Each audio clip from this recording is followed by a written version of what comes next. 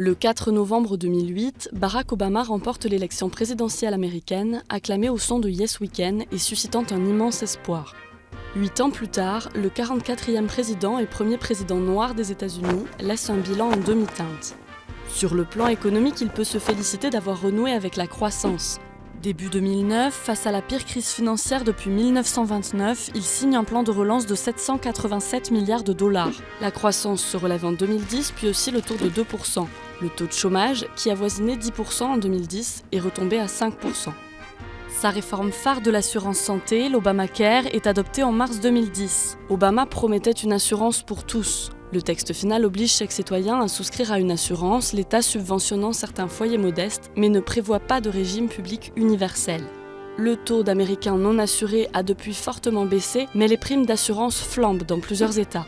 Les inégalités se sont accrues et les tensions raciales restent fortes. 13,5% des Américains vivent toujours sous le seuil de pauvreté, avec une disparité entre les populations blanches et noires. La mort de plusieurs Afro-Américains tombés sous les balles des policiers a déclenché des émeutes, comme à Ferguson ou à Baltimore.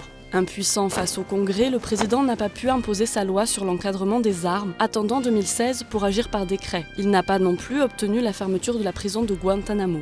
Mais c'est sur le terrain extérieur qu'Obama a été le plus critiqué. En 2013, malgré l'utilisation de l'arme chimique par Bachar al-Assad, qu'il définissait comme une ligne rouge, il renonce à intervenir en Syrie, donnant l'image d'un chef indécis. L'armée prend finalement la tête de la coalition internationale contre le groupe État islamique en 2014. Les soldats américains sont retirés d'Irak en 2011. Des conseillers militaires y sont renvoyés en 2014, mais pas de combattants au sol. En Afghanistan, 8400 soldats restent mobilisés. Parallèlement, Obama a ordonné le raid dans lequel est mort le chef d'Al-Qaïda, Oussama Ben Laden, en 2011. Misant sur la diplomatie, Obama a vivement contribué à l'accord historique sur le nucléaire iranien, conclu en juillet 2015, et a normalisé les relations avec Cuba, interrompues depuis 1961. En 2015, il a été salué pour son rôle dans l'accord mondial sur le climat.